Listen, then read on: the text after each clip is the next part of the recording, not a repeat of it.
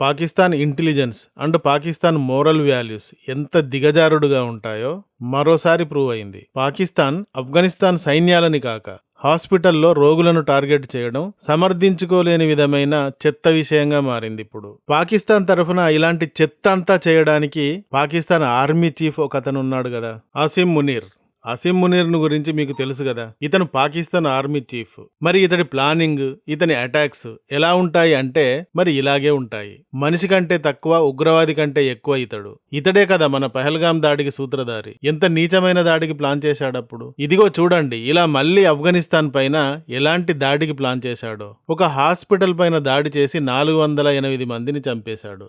ఇలా అమాయకులను చంపడానికి ఇతడు ప్లాన్ చేస్తూ ఉంటాడు. ఇతను 2026 మార్చి 5వ తేదీన, అంటే ఈ నెల 5వ తేదీన ఆఫ్ఘనిస్తాన్ సాయిల్ నుండి టీటీపీలను ఏరివేస్తాం అంటూ ప్రకటించాడు.